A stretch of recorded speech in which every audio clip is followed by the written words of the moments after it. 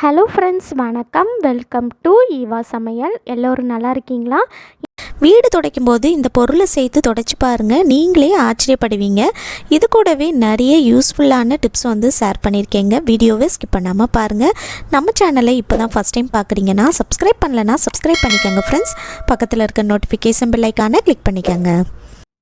இப்போ வாங்க friends, first tip என்னென்னு பார்க்கலாம்.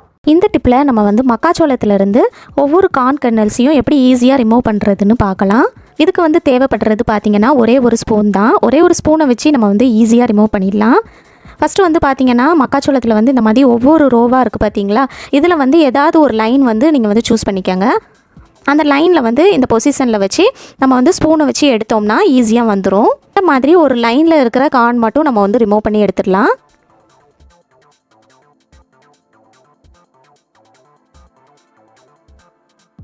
இப்போ பாருங்கள், ஒரு லைனில் இருக்கிற கார்ன் ஃபுல்லாகவே நான் ரிமூவ் பண்ணி எடுத்துட்டேன். அடுத்து நமக்கு ஸ்பூன் தேவையில்லை. இந்த மாதிரி கட்டை விரலை வச்சு நீங்கள் எடுத்திங்கனாலே ரொம்ப ஈஸியாக அந்த கார்ன் எல்லாமே ரிமூவ் ஆகி வந்துடும்.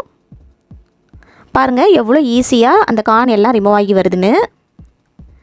இந்த மாதிரி நீங்கள் விரலை வச்சே எடுத்துடலாம். பாருங்கள் ஃப்ரெண்ட்ஸ், எவ்வளோ ஈஸியாக ரிமூவ் ஆகி வருதுன்னு. இனி மக்காச்சோளம் வாங்கினீங்கன்னா நீங்கள் இந்த மாதிரி ட்ரை பண்ணி பாருங்கள்.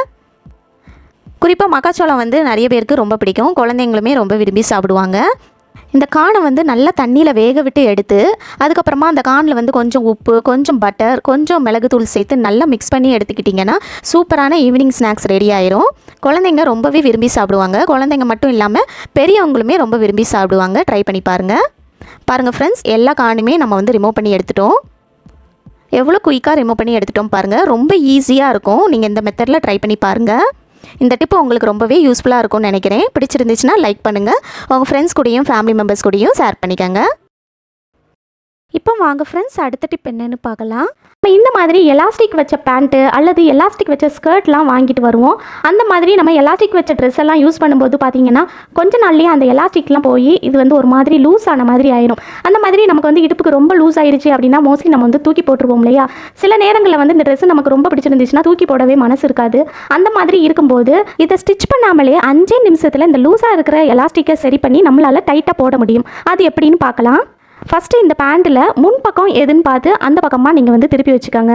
இப்போ அடுத்ததாக சென்டரில் ஒரு ஸ்டிச் கொடுத்துருக்காங்க பாருங்கள். அதுக்கு இந்த சைடும் அந்த சைடும் நம்ம ஒரு ஓட்டை போட்டு எடுக்க போகிறோம். சிசரை வச்சு கட் பண்ணும்போது நம்மளால் ஈஸியாக கட் பண்ண முடியும்.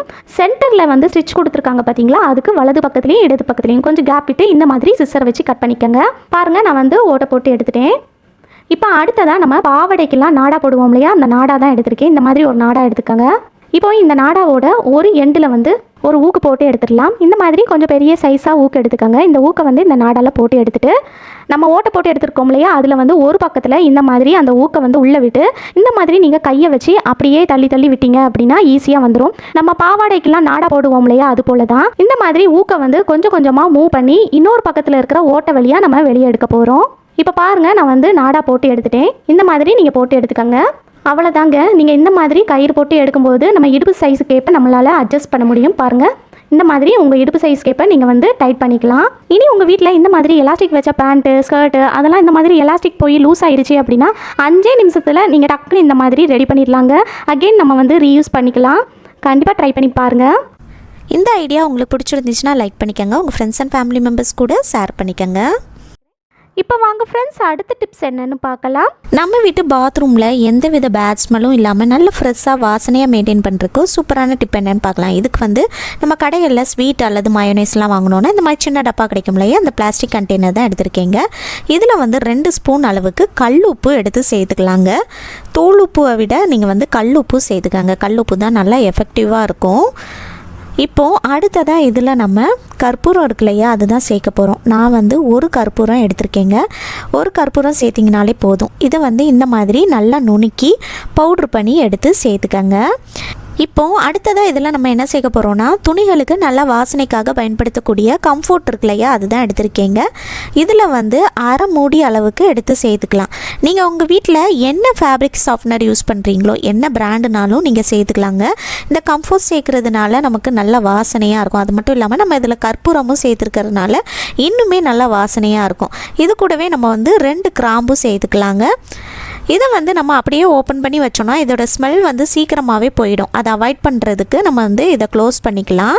க்ளோஸ் பண்ணிவிட்டு அதுக்கப்புறமா ஒரு கத்தியை நல்லா நெருப்பில் வாட்டிட்டு சுற்றி இந்த மாதிரி ஓட்டை போட்டு எடுத்துக்கோங்க.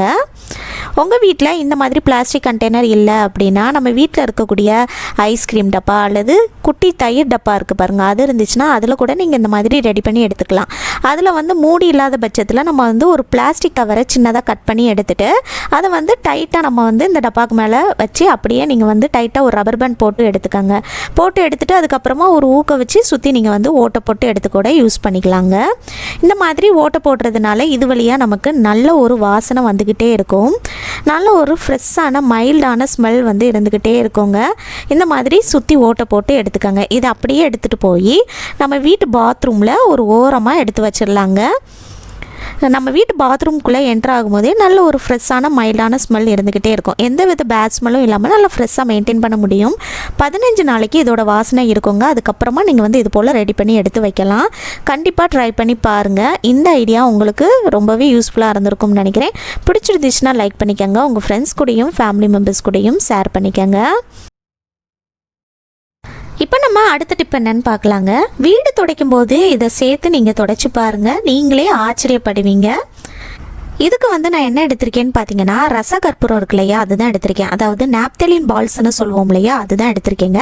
இந்த மாதிரி கலர் கலராகவும் கிடைக்கும் அல்லது வெள்ளை கலர்லேயும் இருக்குங்க. உங்கள் வீட்டில் வெள்ளை கலரில் இருந்துச்சுன்னா அதை கூட நீங்கள் வந்து யூஸ் பண்ணிக்கலாம். அடுத்ததாக ஒரு கட்டிங் போர்டும் ஒரு நியூஸ் பேப்பர் அல்லது ஒரு பேப்பர் எடுத்துக்கோங்க. நமக்கு வந்து இந்த மாதிரி ஒரே ஒரு நாப்தலின் பால் தான் தேவைப்படுங்க. இதை வந்து எடுத்துக்கலாம். நீங்கள் வந்து உங்கள் வீட்டில் ஹால் மட்டும் துடைக்க போகிறீங்க அப்படின்னா ஒரு ரசகற்பூரம் மட்டும் போதும். நீங்கள் வந்து உங்கள் வீட்டில் ரூமு எல்லாமே நீங்கள் துடைக்கிறீங்க, வீடு முழுக்க துடைக்கிறீங்கன்னா 2 போல் எடுத்துக்கோங்க. நான் வந்து ஹால் மட்டும் தான் துடைக்க போகிறேன், அதனால் ஒரே ஒரு நாப்தலின் பால் மட்டும் எடுத்திருக்கேன். இதை வந்து உள்ளுக்குள்ளே சேர்த்துட்டு நம்ம வந்து இந்த பேப்பரை க்ளோஸ் பண்ணிக்கலாம். க்ளோஸ் பண்ணிவிட்டு ஒரு சுத்தியல் அல்லது இடிக்கல் வச்சு இந்த மாதிரி நல்லா தட்டி பவுடர் பண்ணி எடுத்துக்கோங்க. இப்போ பாருங்கள் ஃப்ரெண்ட்ஸ், நம்ம வந்து நல்லா நைஸாக பவுடர் பண்ணி எடுத்துட்டோம். இது போல் நல்லா ஃபைன் பவுடராக நீங்கள் நல்லா தட்டி எடுத்துக்கோங்க.